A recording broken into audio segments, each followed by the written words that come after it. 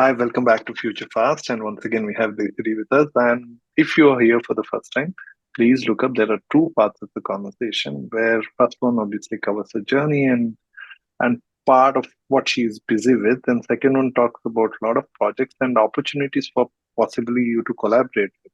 So please do look them up and then come and enjoy this. Desiree, once again, thank you so much for being part of Future Fast and sharing everything that you Yeah. did and also doing what you're doing. So it's amazing. And now this is the part where I want to ask you, what's your All take good. on future? How do you see the future to be? Yes. Well, I see the future, as I said before in my former recordings. I'm kind of the last generation that started work without computers, and computers are our helpers. So we really figure out now how to solve the issues with industrialism. And the Earth has never been quick. So it's 4.8 billion years ago that she started. It's 3.6 or 3.8, I think 4.6 since she started, and 3.8 since she had life on Earth.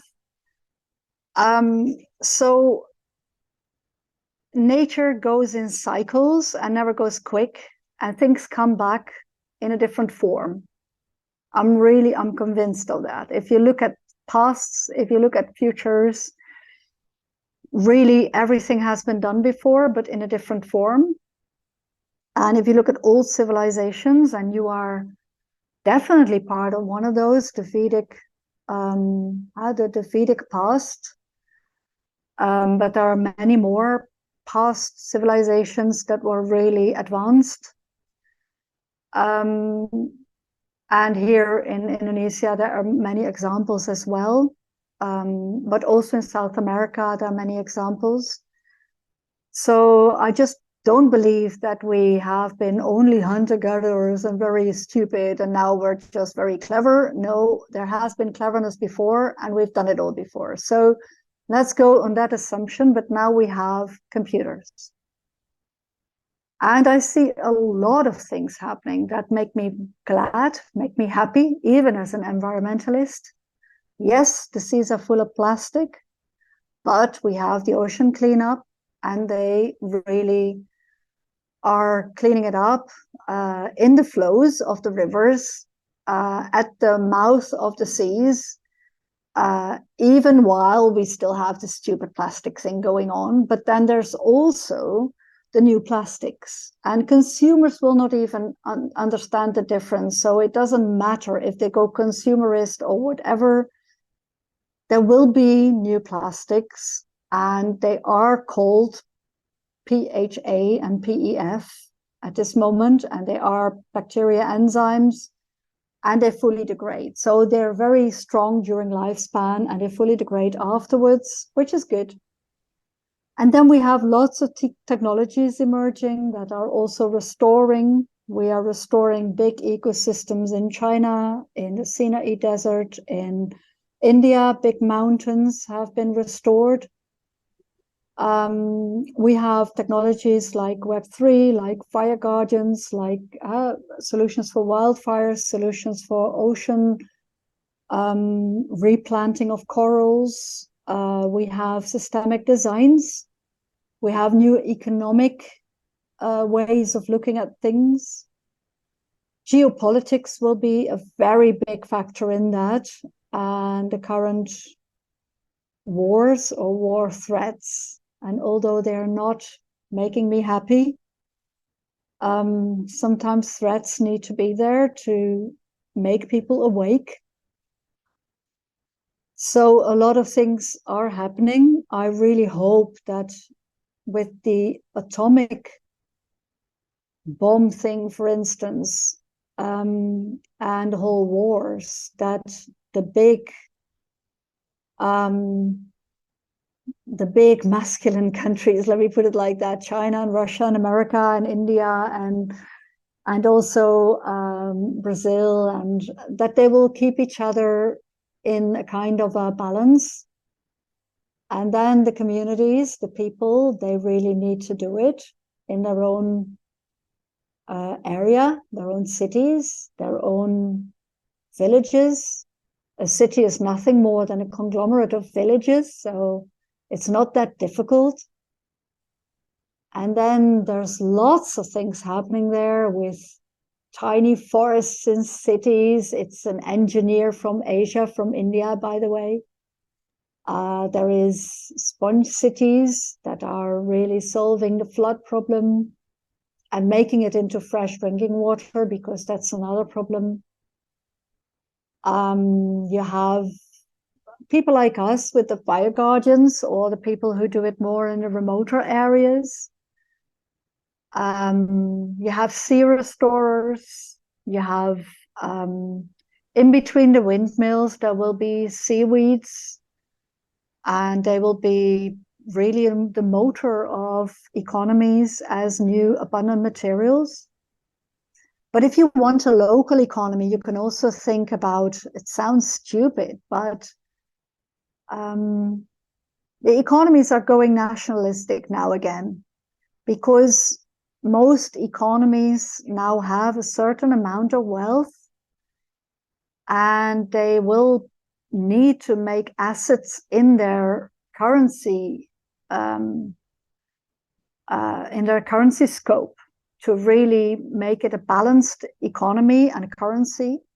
Because in the old days, it was all attached to gold, but now it is kind of free flowing, and it needs to be attached to assets. So strong companies, so that means that you will have like more local, more regional, more globalized, will become a bit more localized again. Also because of the wars, because of nationalist governments. Well, undistributed, no. I hope they will become fully distributed in the area, because that is what distributed is as well. If you have a good functioning economy, there will be, like in India, there's lots of wealth, although it is only the top of the pyramid.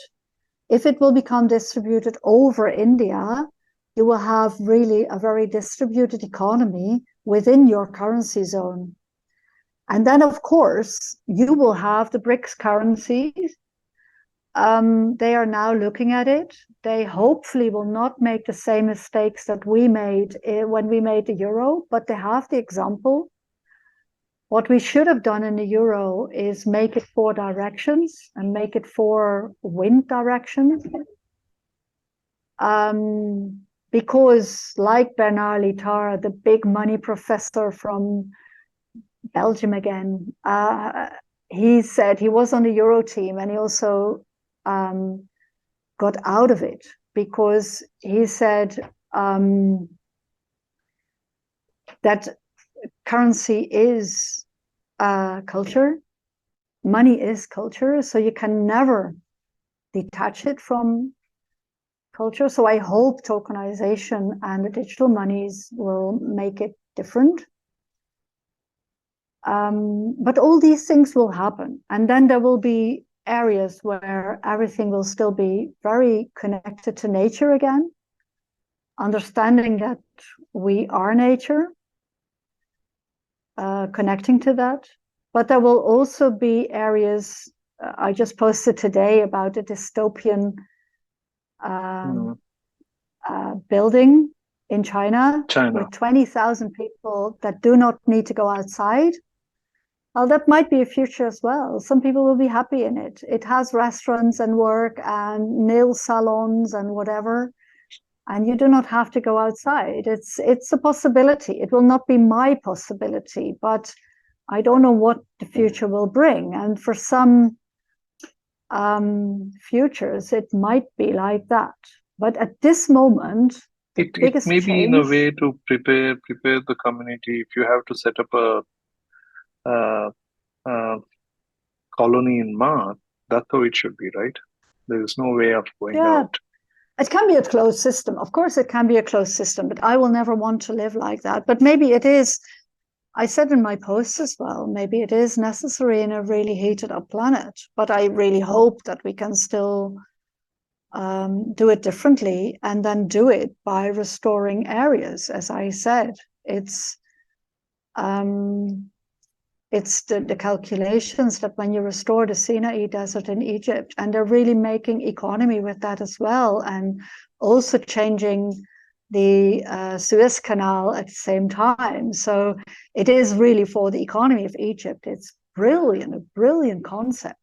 But it will also calm down hurricanes in Europe and Asia and Africa. And that is also a possibility, better than geoengineering and trying to rain out clouds with magnesium particles or things like that, because that's always local. But I don't know, we might have to really think global and act local, but also act global if we have digital twins and understand how the flows go. Well, digital twin, as much as it sounds nice, yeah, we still have a lot of challenges. Maybe I think a DAO economy can make it possible. Yeah, at this moment in Europe, we're working on digital twins really big. So it's the marriage of sea and space and things like that. So yeah, it is definitely what the European Space Agency is doing. It's definitely what NASA is doing. I don't know what your space agency is doing, but there are definitely these things as well.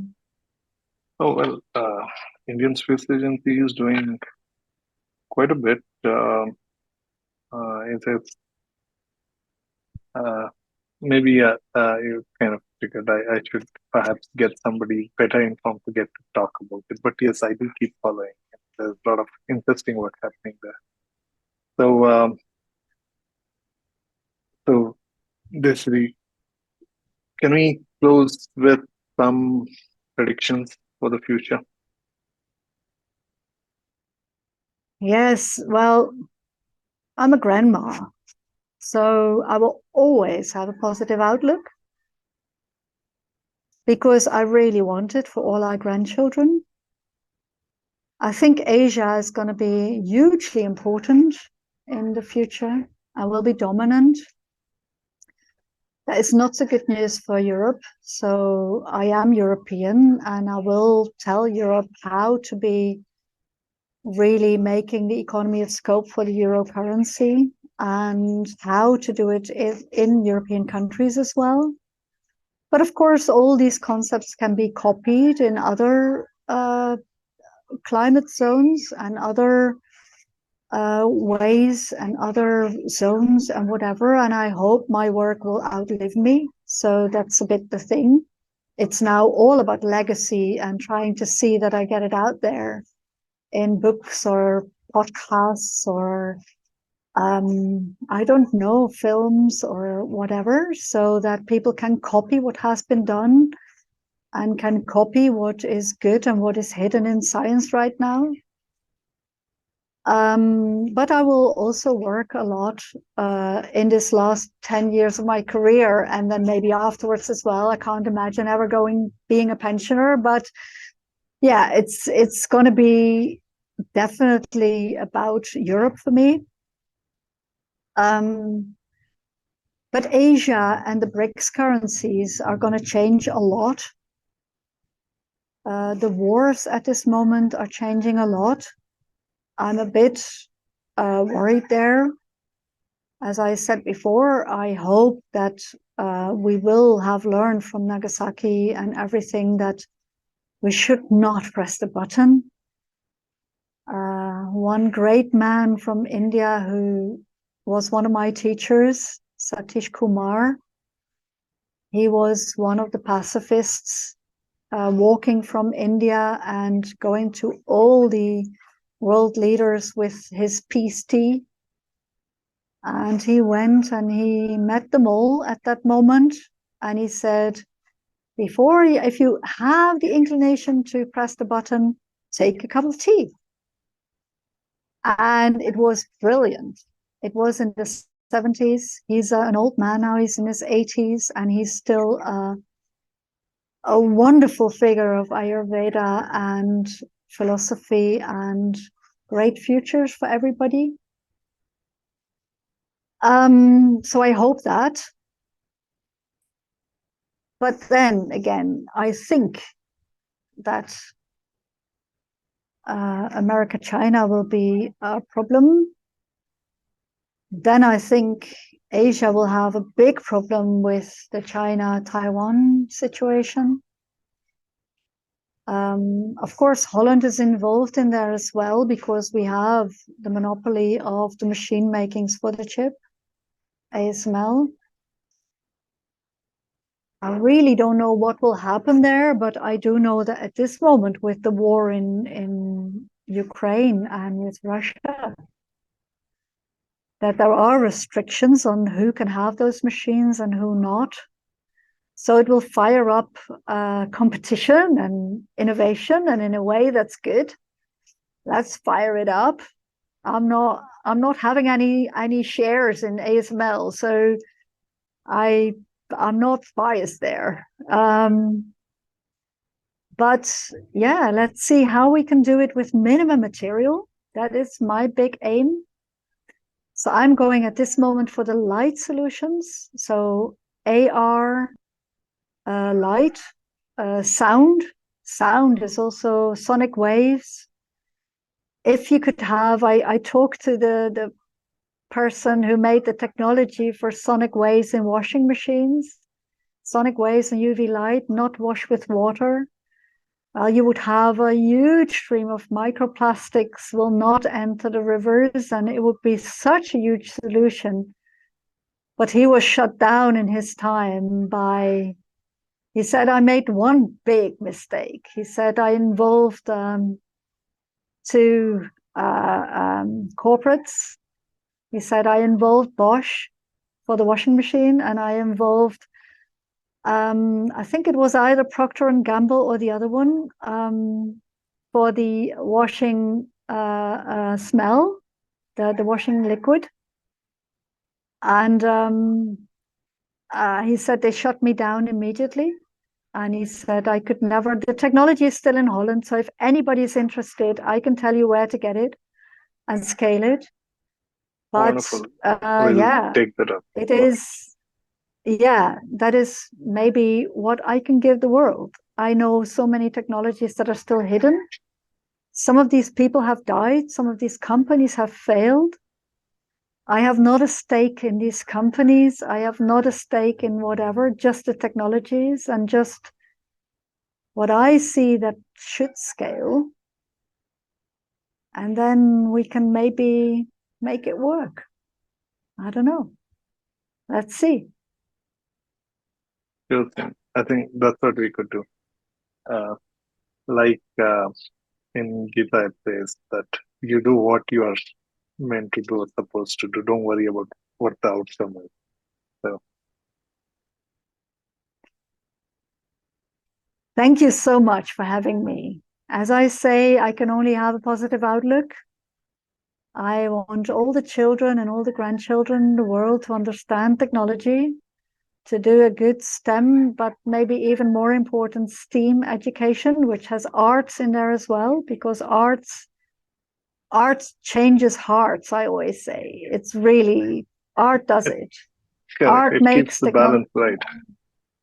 And humanism really together. And the big question is how to be human. So yeah, how to be a species together on this planet. That's what the biology does. All right. Well, adversity will always get us to do better. That's what I believe. So thank you so much, Desiree. Thank you Wonderful. so much. Wonderful. I Okay. really enjoyed this conversation. And to the audience and listeners, do follow the links and you will not Yes. regret it. And do share this conversation also. Thank you so much once again. Desiree, once again, thank you. Thank you. Wonderful having you on the field.